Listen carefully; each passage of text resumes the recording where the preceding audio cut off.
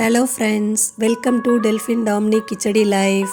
இன்றைக்கி நம்ம சமைக்க போகிறது வெண்டைக்காய் புளிக்குழம்பு. அது எப்படி செய்யலான்னு பார்க்கலாம் வாங்க.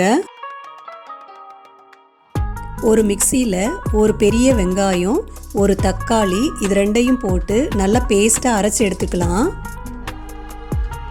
அடுத்தது ஒரு 5 ஸ்பூன் தேங்காய் துருவல் எடுத்து 1 ஸ்பூன் ஜீரகம் போட்டு அதையும் நல்லா பேஸ்ட்டாக அரைச்சி எடுத்துக்கலாம்.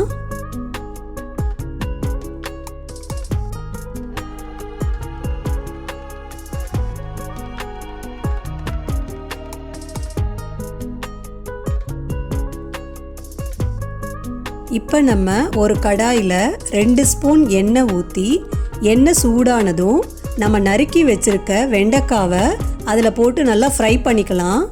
வெண்டைக்காய் நல்லா ஃப்ரை ஆனதும் அது வளவளப்பெல்லாம் போயிடும். அதுக்கப்புறம் அதை நம்ம ஒரு பிளேட்டில் மாற்றி எடுத்துக்கலாம்.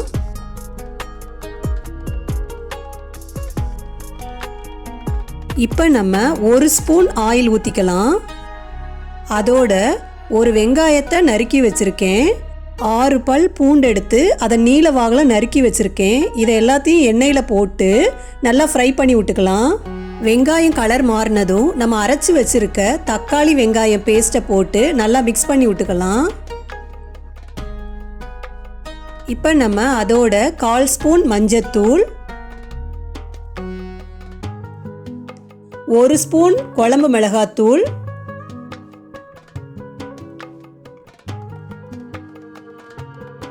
1 ஸ்பூன் காஷ்மீரி சில்லி, 1 ஸ்பூன் மல்லித்தூள், 2 ஸ்பூன் குழம்புத்தூள்,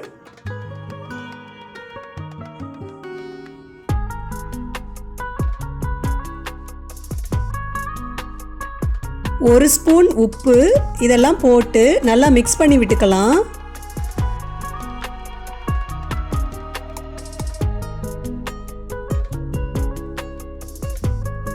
கொஞ்சம் பச்சை வாசனைலாம் போனதுக்கப்புறம் நம்ம ஃப்ரை பண்ணி வச்சுருக்க வெண்டைக்காவை இதோடு சேர்த்துக்கலாம். நல்லா மிக்ஸ் பண்ணதுக்கப்புறம் 1 கப் தண்ணி ஊற்றி இதை ஒரு 3 நிமிஷத்துக்கு மூடி போட்டு வேக விடலாம்.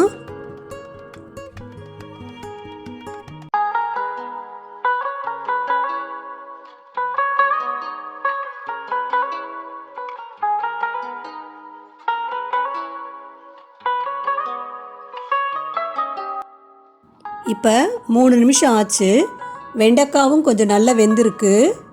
இப்போ நம்ம கரைச்சி வச்சுருக்க புளியை இதோடு சேர்த்துக்கலாம். புளி தண்ணி சேர்த்ததுக்கப்புறம் மூடி போட்டு மூடி ஒரு 2 நிமிஷம் கொதிக்க விடலாம்.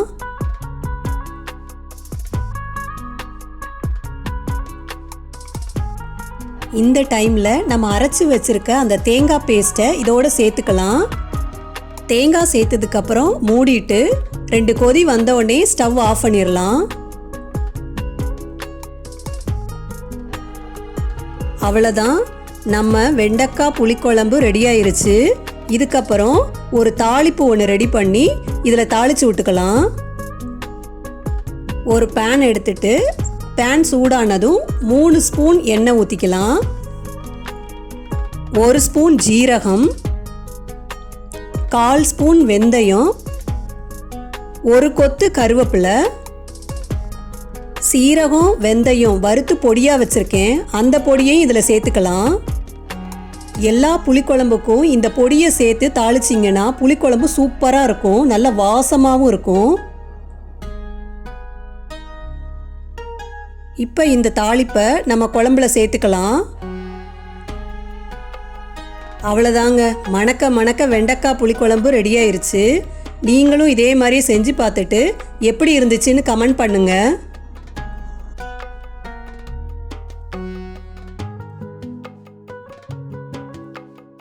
ஓகே பாய், நெக்ஸ்ட் வீடியோவில் பார்க்கலாம். தேங்க்யூ ஃபார் வாட்சிங்.